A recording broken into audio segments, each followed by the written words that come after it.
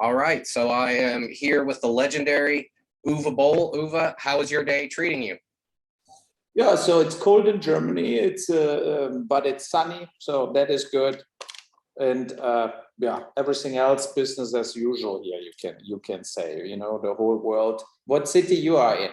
I'm in Ohio, so In Ohio. Yeah, so we all have the same Omicron now. The Corona crap continues. It's pretty bad here. Yeah, it was the first day now in Germany also with over 100,000 infections in a day. I think the only good thing is it's not so bad as Delta was. So I think it's lighter and not so many people dying and not the so many symptoms are supposed to be more mild from what I've heard. Yeah. And but I know a lot of people, they had it already and they were all vaccinated. And so, it's like, I'm vaccinated, right? So, but it is a point to it, I have to say, that the vaccines are not holding up a long time. It's, You gotta keep getting the boosters and all that. Yeah, they said at the beginning, you do two vaccines, you're done forever. Yeah. And then you do two vaccines, and then it turns out after 3 months later, you have no protection. So, that brings us to a totally different situation where we can hope that Omicron gets less, that the next variation is even less hard as Omicron. Yeah. And we just have to treat it like a flu, we just have to get over it. And if you get it, you get it. If not, not. But you cannot like shut down the whole world and all that limitations stores have, restaurants have, and everything. It's just too much, I think. Yeah, it's definitely they're trying for power. They can see what they're getting away with. Oh, we can take this liberty away. We can, you got to do this now in public. You can't visit with your loved ones, all that kind of stuff. So it definitely seems like there's more at play than just everyone's well-being. Yeah, it's also like what I didn't like was that that they created panic. Yeah. On purpose. They acted sometimes. Corona is Ebola. Yeah. And it's like whatever virus where if you get it you're dead or something, but it's not, so. And I think that is a thing what that didn't came. I'm far away of being any conspiracy theorist, but it didn't came good with the major population also, that we got lied on only to bring us to the vaccine, only to bring us to put the mask on, only to bring us to basically isolate yourself, And I think that is a big problem. What a lot of like just normal intelligence people have now, that they don't trust the government, that they don't trust what they say is true, because like 4 weeks later, a new study comes out and it's not true. Yeah. And like in Canada 2 days ago was a study like from the University of British Columbia, and they found out that basically when you're not boosted, you're not protected at all for Omicron, like zero protection. And if you're boosted, you're maybe 40-50% protected, like half. So the basic vaccine does nothing then. Exactly. It's this kind of like okay, so but at the same time, they want to make it mandatory that everybody's vaccinated, and but based on what science now?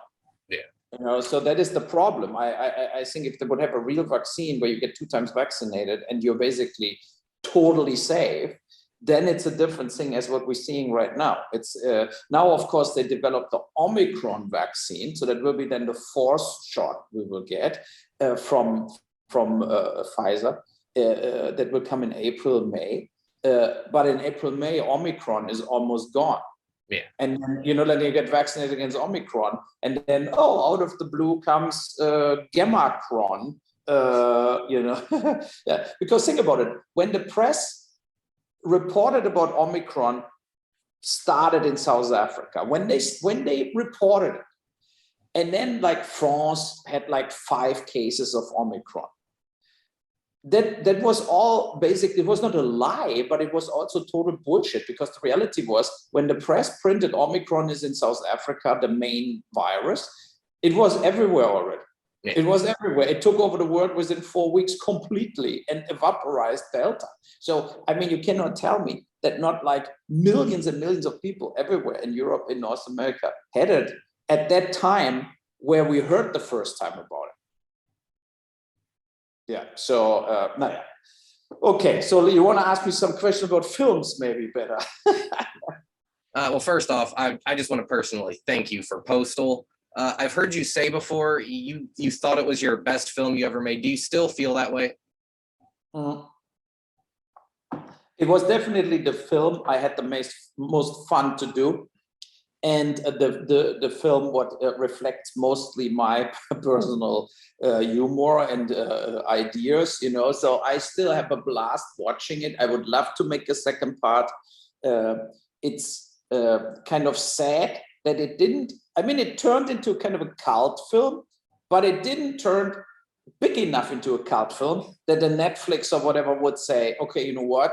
We give the money two. to do another one. So that is my problem I have here with it. And it's also, you cannot make a second part too cheap, because it needed all that parts, all that twists, all the action scenes and all this kind of explosions, and needed that. So if you totally cheap out with a second part, then you're not proud of it, and then it sucks. And I don't want to do that, you know. I don't want to do like what House of the Dead, the second part was crap, right? So, and I don't want to copy this with a Postal film where you have the feeling, oh God, it's just not what the first one was. Right. Do you know if any of were you in communication with any of the original cast to come back, or were you going to recast the entire thing and start fresh? No, I'm in contact with Zach Ward. He played in few of my films, right? I can always bring people back. A lot of people died in Postal. Yeah, I can come back. I got only shot in the ball. So, you know, and you could bring back Bin Laden. I mean, it's not 100% that he and Bush are dead in a way, right? So they're just walking hand in hand into the mushroom clouds. Brilliant ending. Yeah, you could bring him back genetically manipulated or something, you know, like they had the second head growed him from it. And Jackie Tone, the girlfriend from him, could come back. Yeah, so there are a few parts you can bring back, but you can also bring new cast. I had various ideas in the last 10 years I've wrote down for like individual scenes, you know, like where I had like felt like that would be a great scene, but I didn't have the real plot. Right. You know, it's like I would, for example, I would start like September 11 again, like the same pilot. I would hire the same actors, and they took over the airplane, and then they basically, so you think basically first you watch the same movie, the same film, right? And then it turns out whatever, the door opens and people don't have a mask on, so they're flipping completely out of, you know, like, so then you switch it totally sideways, the whole scene, in a total absurd way, and then it turns out like they were not really terrorists. They were just the pilots now working for American Airlines, and by accident they survived the attack. Like totally absurdity. And that is what I think a lot of people liked on Postal, was that it went far behind like Saturday Night Live or something, you know, like that it had this kind of twisted humor where you think like, oh my fucking God, I cannot believe it. Once you get shot in the balls and then you shoot a whole plaza full of children, I think everyone kind of knows like, okay, this movie's taking it to 11. Yeah, exactly. But I think in a way, with all the cancel culture now today, and with like even Seth Rogen says some of his movies didn't age well, right? He's not going to work with James Franco again, he says. Yeah, you know, but also Superbad or something, this kind of like dirty humor they did. Yeah, I loved that. That's what made him. that is what made it, right? And I love movies like Naked Gun or whatever, like Something Wrong About Mary, and like all this kind of films. Even Hangover would have a problem now to get made, and I think that is sad. I think the South Park guys put it best. They say once you start excluding anything, then everything you've ever done is offensive. So I think once you start canceling one thing for saying, hey, that's not funny, that's just offensive, then basically everything's on the table, and then you're in a dangerous position, basically. Yeah, censorship. So yes, and that is like what would be like you start the whole movie with like 100 white people with blackface, like whatever, like you go so far over the top that nobody can say that is racist, because it's just showing the absurdity of it's not like if you cancel an actor who had blackface 30 years ago in a film, you don't bring George Floyd back. Yeah, exactly. So that is, I think, what the idiotic thing is, that woke kind of cancel culture people, they fight for the wrong things with the wrong kind of ideas. Exactly. Like you don't stop a cop shooting a guy or any kind of crime or whatever, and violent crime and real racism, because you censor films or you censor humors or you censor stand-up comedians. It's usually, honestly, the opposite. Usually violence breaks out once the censorship starts cracking down, once things start get, controlled, the media and things like that. Yeah, no, I agree. Yeah, and I had also, like, when I watched that the whole David Chappelle thing, right? Yeah. So where that transgender woman flipped out, I watched the whole show and I didn't saw any kind of. It was not even offensive at all. I mean, he literally he talked about transgender people, and that's all it took to get him canceled, apparently. Yes, and then they flipped so out on him, and then Netflix had a whole walk out and whatever. And I think that is just too much. Exactly. And it's the same when you see now, for example, when you fill out here in Germany, like for film subsidies, if you fill out forms, that it's like how you will have diverse people, who in your crew will be basically black or Asian or transgender or whatever, right? So they ask you these questions, and I filed so far only for one subsidy here, and the decision is still to come. But I wrote like that I actually don't care about all of this. I said I hire people based on their qualification, and if they fit in the story. If you shoot a film about Adolf Hitler, where are the blacks? I mean, it's total bullshit. Exactly, it depends on the story you tell, so you can bring more people in with different color, different races, different nations, or it totally really depends on the film you do. And in regards of crew, I think it's absolutely insane to try to find whatever a transgender camera guy. It's total bullshit. It's like this kind of like, you are a camera person, you are an electrician, you are a grip person, you are a wardrobe person. And historically in movies, you have, of course, more female-driven parts like hair, makeup, costume, like wardrobe departments, this kind of stuff. And you have way more male-driven thing in the technical crew, because grips and electricians, it's hard work. You have to carry shit around for 40, 50 kilos the whole day. I mean, and I don't get it that they now trying to enter this and make you basically also a racist if you're not casting based on race, basically. If race isn't a factor, then you're racist, basically. Yes, and I think that is a huge threat. We're facing a huge threat to democracy, and a huge threat also to keep the people away from the total right-wing or left-wing nuts. Exactly. So I don't want to have people in the Antifa. I don't want to be join the Proud Boys, right? So I mean that is the thing. And to keep this kind of radicals who are ready to do violent force against democracy small, these groups, then you need to meet the population on common ground and on that things make sense, right? Exactly, yeah. So and I think that is the biggest job we have now. It's really like the biggest job is to say that is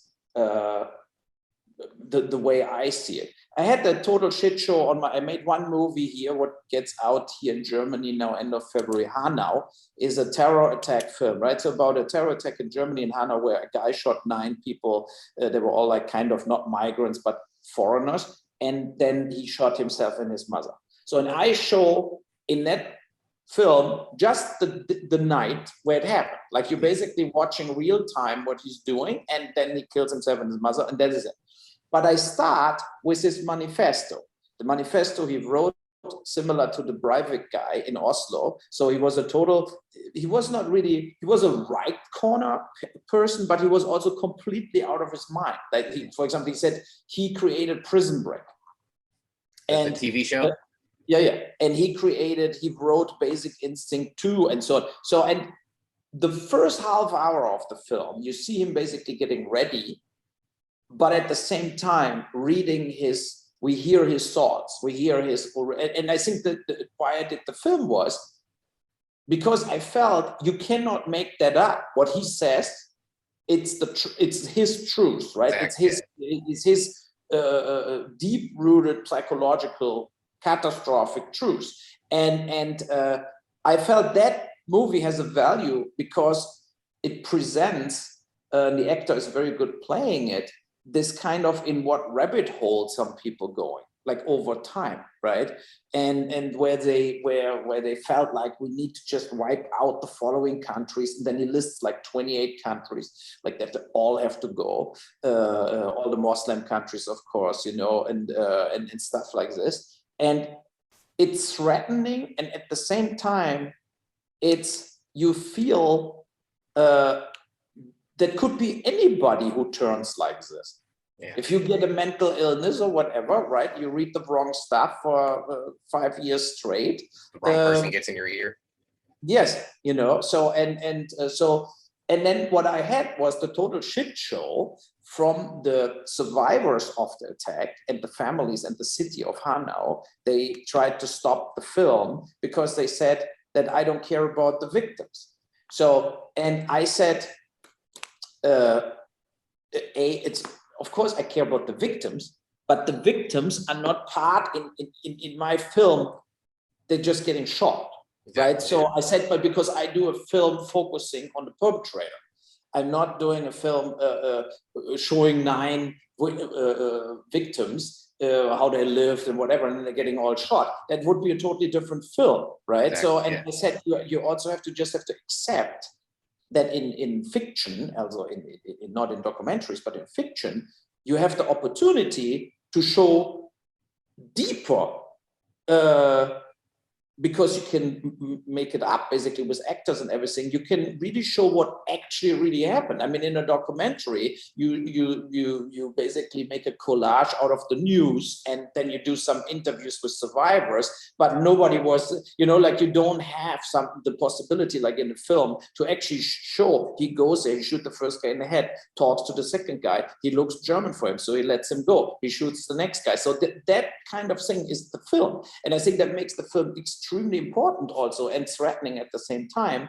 And the victims' families, for them, it's maybe too hard to watch it. And I said that to the press the whole time, and I totally agree. If that would be my brother got shot, I maybe would never watch my film. Yeah, but what is with the other millions of people who just have no clue right now what Hanau was, what happened there, and who watched the film at one point, like on Amazon or whatever, and think, wow, what the fuck, you know? Exactly. So, and I think that is why I made the film, and that is also good for the victims' families in the end, that more people will learn about what can happen. They'll know the story, exactly. Yeah. Yes, you know, and they sued the city, they sued the police, they sued everybody because they were totally thinking it was a conspiracy. It was a right-wing conspiracy against them, and that it was a planned attack where the police covered him up, right? But that is proven not the case. And if you read his manifesto, you have no. It's a lonely killer thing. he is completely alone planning and doing this. And the police maybe failed that night. Because he shot people on 3 different locations and just kept driving from location to location, and they were never really behind him. With a faster police force reacting to the calls coming in, they could maybe stop him on the 3rd location.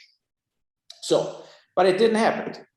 So, and I think that is a failure of the police, but that doesn't make the police a right-wing organization who said, "Oh no, let the guy go and shoot everybody," right? So that is, it's proven not the case. And so, When did you say that comes out? The end of February?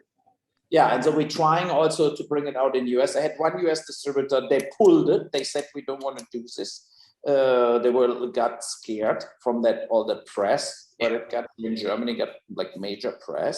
So first we do it now here, and then I hope we soon get at least Blu-rays and DVDs also in US out, and then stream on Amazon and Apple. So I will definitely do that in the next few months and after. All right, well, if I hear about it getting a US release, I'll pick it up and check it out and let you know what I thought about it. Very good. All right, I want to talk about Letterboxd for a second. I understand they banned you. Yeah, but I have to say, a lot of the total crazy reviews Gary Otto wrote, like the guy I do the podcast with, Uwe Boll, he wrote a lot of the reviews. I wrote a few, and I told him also, "What are you doing?" And he's more the crazy guy, and I let him run with it. But we had also Reddit and stuff where also things got sideways. He got banned from Twitter. I think he's back on Twitter now. And I told him, like, I'm not against like publicity or like, doing like crazy stuff, but I also don't want to do total, when it gets too absurd. Do you think he took it too far with the Letterboxd reviews?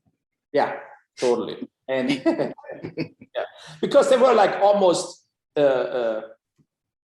like sick, right? So where you like, what the fuck is this, right? So, and he did also, if you watch Uwe Boll Raw, the videos, whatever, he tried to do me karaoke singing and stuff like this. I did a few of it just for fun, but I told him also, I said, Gary, it has to stop.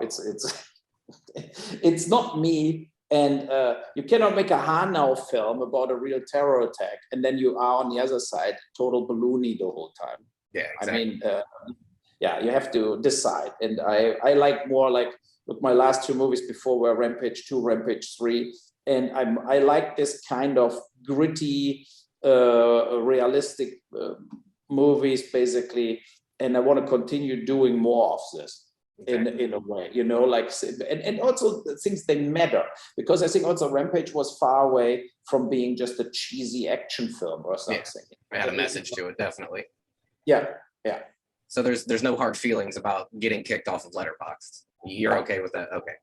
I didn't know if there was like any sore feelings or anything there you wanted to address anything. So are there any movies you've seen recently that you either were a fan of or weren't a fan of? Anything fresh in your mind? I mean, I watched this Year of the Dog or whatever, the movie with Benedict Cumberbatch. Okay. And I really think it's super boring. I mean, it gets nominated for all the Oscars.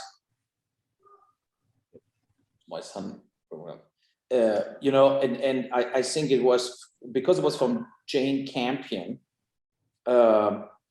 she got the piano, she got an Oscar for it, whatever, like she has a big reputation, but she didn't make a film for 7 years. And I think it's just a dragged out film. It comes across like a Western, but there's not one bullet gets shot the whole film.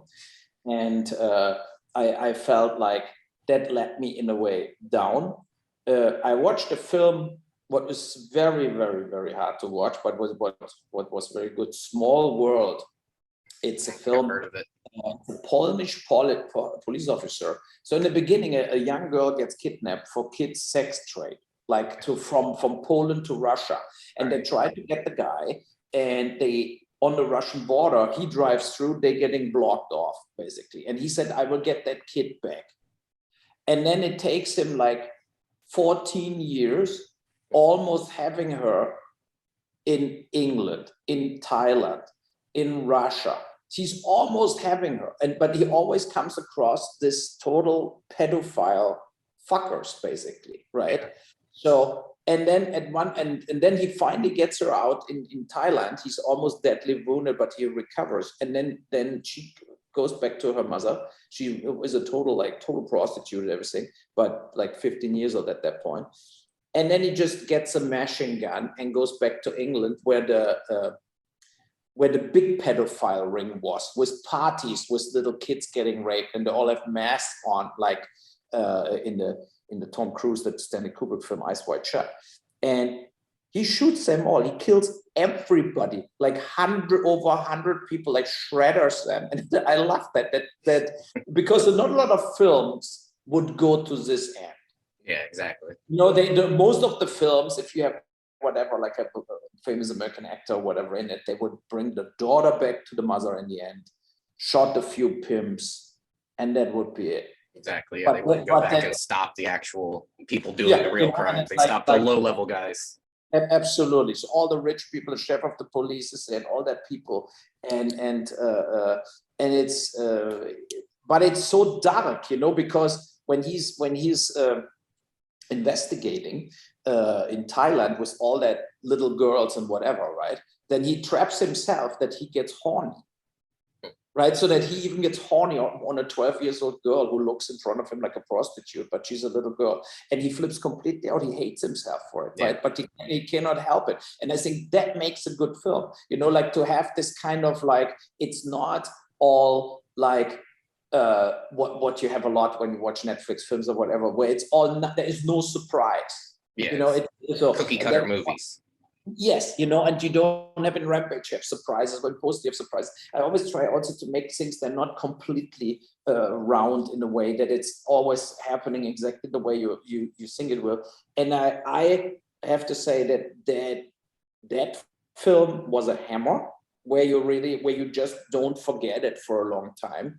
And you know, I mean, you have there are movies of this also done in US where you have just a longer impact, but they are less and less. Yeah. You know, you get a lot of films, I think they are okay. And I got a lot of TV series, they are very good. I think a lot of TV series are actually better as most of the films getting made. They're definitely stepping up the production on them. They're rivaling films now. Yeah. And the cost as well. Yeah. But it doesn't really take Nomadland, the big winner of the Oscars last year with Frances McDormand. That was a good film, right? But it didn't like make me change my life like Apocalypse Now did or something, you know, like or The Godfather did or Raging Bull did, and you know, like Taxi Driver. I mean, the real gritty, surprising films are all older. Oh, exactly. Yeah, definitely. I'm 100% with you there. Yeah, you know, they were really like, we had the feeling like, even a film, take Asphalt Cowboy, whatever, with Dustin Hoffman and John Voight or whatever, right? That would never be shot again. But they were like Oscar-winning actors playing like a street male prostitute, you know, like stuff like this. I mean, there was more in it in a way when it was more interesting. I don't know. It's like I watched also a film. It's also nominated for Best Foreign Language Oscar. What I liked, because it also was surprising, an Italian film. It's on Netflix, and it's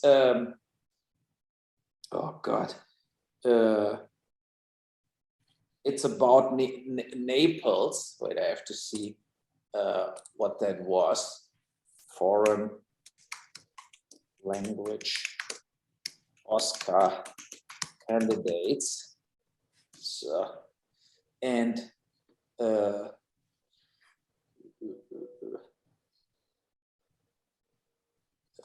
20. So let's see here if something comes.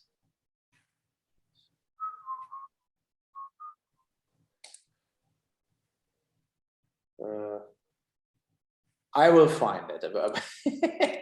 But there was an Italian film about when the time where Diego Maradona was playing soccer in Naples, and it was the childhood from that guy. Are you still there? Yeah. So I will find it on Netflix, whatever. It's an Italian thing, and Hand of God. Okay. Hand of God. So, and because Maradona was the soccer player who made a hand goal and got it allowed at one point, but Maradona doesn't play a part in it. But it's the real story about the filmmakers that used, and in Naples without money. But all the characters in the film are totally interesting and strange. Where you start watching it and you think, oh, Italian melodrama, whatever. But then you see the first dialogues and you think, what's going on? Whatever. You have an old grandma who like sits there the whole time with a fur coat in the summer also. And whoever approaches her and says, can I bring you something? Whatever, she like, suck my dick. Like whatever, like stuff. So her reactions are the whole time like this. And there are a lot of characters like this where you think like, that makes the film rich. That makes was it a comedy? Yeah, I think it's a comedy melodrama thing, right? So, and you know, and it's like this kind of it has a turn also what the film director's real thing, but because so he loved his parents. They lived with the parents, he and his older brothers, for a long time, even when they went to university. And then the parents build a little weekend home and make a chimney, right? And then they're building it wrong. And so they're sitting in the front fireplace of the chimney and they die. Like in the middle of the film, they just breathe the oxygen, like the stuff, right? They start sleeping and they're dead. And then you have him with his brother alone in the apartment, like they inherit the apartment, but they had no money, and but they never worked and whatever, and they never cooked, and you know, like stuff like this. So the movie has a huge break with the parents dying, and but that is what I really loved. I loved the film because you have the feeling you cannot make that shit up. I mean, that is really happened, right? So because I mean, it's so absurd, and you think that I cannot believe it, you know, and you know, and then when the funeral of the parents is exactly then when Naples turns Italian soccer champion with Maradona, and everybody's celebrating, even the funeral. And you think, like, because it's so big of a joy for them that they win the Italian soccer thing, that the funeral just turned into a party. Exactly, exactly, and but that make so that, I really like the film, right? So I mean, and as I do it a lot, I give films a chance. I just start watching them, and a lot of films I think it's a total waste of time. But most of the time I'm watching them, I finish them. Okay. When you watch a movie, do you watch a movie like as a filmmaker, or do you watch it as a film viewer? Which does your brain, does it go back and forth? Like, do you watch something and think, hey, I wonder why they made that choice? Or do you watch it like, you know, more invested in the story? I'm more invested in the story. I'm more trying to be just the film, the viewer. Guy who watched, the viewer. I try it, but of course, in some projects, I always like start calculating and think like, okay, how much was this? Like, how they did that was this. A costly shot there, things like that. Yeah, exactly. Like this kind of stuff, definitely. Sometimes like, wow, how they did that. You know, like where you think like, okay, that was not only prosthetics, that was 100% CGI with prosthetic, with like the actress and a body of the actress, the stuff like this. So I always try to analyze like this kind of like special effect stuff, and so it's really you cannot get the filmmaker totally out of you when you watch something. You know. And for example, in Nomadland, what I felt was amazing was all the homeless people living in the trailers. The actors were totally believable. And there was maybe one or two actors I recognized, but most of the actors, you have really the feeling they are nomads. They are there are this. It's like a documentary, and I think that is for a film very good. If you can reach this, that nobody questions the acting, that or thinks that is an actor. Yeah. That is a good actor. That was really not the case in Nomadland. That was why I felt the film is overall very believable. But of course, stuff like this would never got an Oscar 20 years ago. But now it's all they have, right? So yeah. I mean, there is just nothing coming out where you could really say that is an Oscar. And I saw that in the last few years already with Moonlight, with like with all this kind of films that got nominated. I think they were so weak a lot, like so like random, where you feel like it's not a big surprise that a Parasite won the Oscar for best film, even for English films. Yeah. Because there was nothing in America what you could say that was good or that was really, really good or something. There was just nothing. So Parasite, what was also like, I mean, Parasite was a great film because it was so fucking absurd, but it was also, I think, it had flaws too. Yeah. So, but it still won the Oscar, and that shows like this. The quality is not there, So on the note of movies having flaws, what are some films that you think are perfectly flawless? Like if you could rate them a perfect 10, what are some movies that nothing you can think of that is wrong with them? I know you mentioned a couple earlier, but I don't know if they would rate on the perfect 10 scale. Taxi Driver and this, that, and the other. Godfather probably. Yeah, Godfather 2 definitely. I liked 1 and 2 a lot. I liked Goodfellas. I wouldn't know what to do better there. I liked Wolf of Wall Street. That was a great film from Scorsese. Apocalypse Now definitely. Dances with Wolves. Costner. Yeah, Jaws. Jaws, absolutely. There's there are films, and there are also over time, right? There are films you can watch always again and again, and never boring. And then you there are some masterpieces in films, but you never want to watch them. Yeah. It's like you watched it once, you say that is a great film, but now let me alone. So it's nothing you want to really watch again. But I have that a lot with films, and there are really films you can watch over and over again. And but that were a few, and then let's think about it. I mean, Raging Bull was a great film, but there were some flaws especially in the boxing scenes. I think I loved Rocky 1. Okay. It was just a great emotional film. It was just really good, and I think that Stallone is a good filmmaker. So I think he's actually a good filmmaker. I think also Mel Gibson is a good film director. He did like that Apocalypta, that thing what plays like under the tribes there in Latin America, where I think that was a masterpiece. I think that was unbelievable. The research required for that movie alone just hurts my brain. Yeah, researching the dead languages and all that. Yeah, that was really unbelievable. And I mean, look at Passion of the Christ. He pulled it off to make basically almost a splatter Jesus film. And have churches bringing children to see it. Yeah, and that is the thing. And everybody went and watched it, right? And that is a little, remembers me on the Hanau film from me or Darfur, is why I also show violence, because I think you only learn from reality if you see what reality is. Yeah.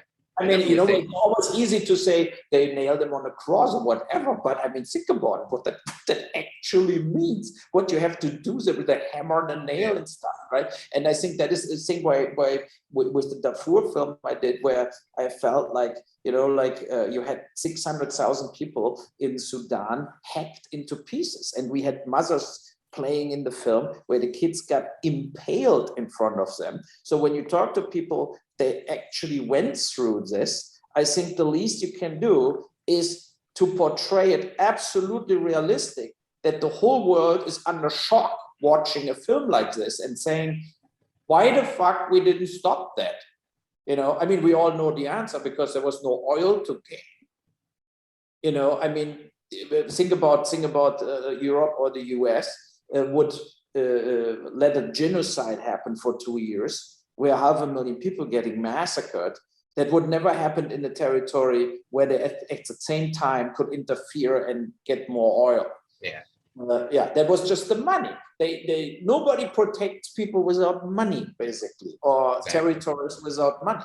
And I think that is a shame that after the Rwanda massacres, that the same thing happened in Sudan and got zero prosecution. I mean, the guy's in jail now, the main president, you know, but I mean, what is with all the other people? They wouldn't have like this kind to suffer if more blue helmet NATO troops would went there and stopped it, but they didn't. So yeah. So one last question. I have to move on, but we can repeat that in a few months. No problem. Yeah. It's not really a question, but originally we tried to set this interview up a couple of years ago. I was doing a podcast with a fellow, and he actually you had agreed to do the interview, and literally the day after that, he completely quit the internet. I've been convinced that he was scared that you were going to come and box him because he was not a fan of your movies. Yeah, but for this, he doesn't have to quit the internet. He just had to, I mean, you know, why I should do it. I mean, that was the old times where we did the stunt almost with the reviewers, but I think it was good to do this. It was during Postal, and Postal time that fit totally, you know. So, and I think also a lot of directors were very happy to see that, because they felt the same to do this all their lives the same, but then they did. Have any ever personally approached you and told you that they appreciated it? Yes, Ron Howard. Yeah, because I worked with Clint Howard. It was his brother. I love Clint Howard. He's awesome. Yeah, you know, so, no, but I think a lot of other people would definitely would love to do this. And I offered to do it. Look, the last fight I was trying to get Michael Bay in the ring because I hate him so much. But now, after a while, I don't hate him anymore. But the reality is that at that point, I think he was just a phony and a fraud. He still is. Yeah, you know, like if you have 150 million bucks for whatever you shoot, of course your movie will look good and has a score of an Oscar-winning composer and right? But he could not do Postal. He could not do just a normal film telling a story and getting the maximum out of actors, because he always failed with his actors. And his movies always just look like commercials to me. Yeah, the big commercial for a big, right? Yeah, big gun, a big truck, a hot chick. Just come buy something. Yeah, that is why he hated me too. He was like various times commenting about me, and because I think I hit a nerve in my critique of him. You know, that he's just a phony, and when he talks about whatever Transformers, and tells us that it's all about the actors. Yeah. Right? Then you have to say, are you out of your fucking mind? Take the Transformers out of Transformers, then you have a bunch of the worst dialogue ever written. You know, so I mean, that is the reality of Michael Bay. And but he's very clever, he's very rich, he's very successful. So what should I say? You know, so I mean, he did his thing. And but he's not one of the directors I appreciate, or I really think he's great. He did some good films in between, absolutely, but still, how can you not? You know, if you make 20 films with $100 million budget, of course you will pull something up, what is at least entertaining.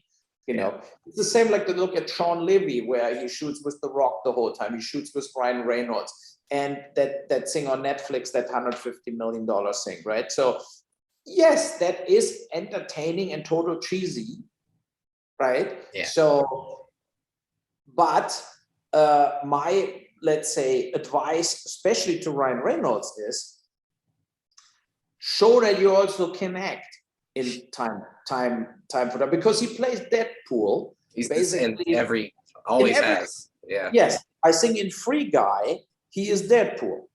He has been ever since Van Wilder. He's been Deadpool, basically. Oh, yeah, that is his character. He can be, physically hard, whatever, doing action and stuff like this, and at the same time, of course, making the most silly notes. And that was also in the Rock film where he played that art, whatever, thief, and whatever he plays, he basically plays Deadpool. And I know he can do more. Yeah. If he wanted to try. Yes, I think he can be a Bradley Cooper. He can be, he can be a Ryan Gosling. He can do this, but he has to try it, and he has to just. I don't know if he wants to. There's the thing, of course, now easy money, just do it. People just want what's $20 million familiar. Totally, but I think it's time for him to make a film for $2 million and be a real person in that film.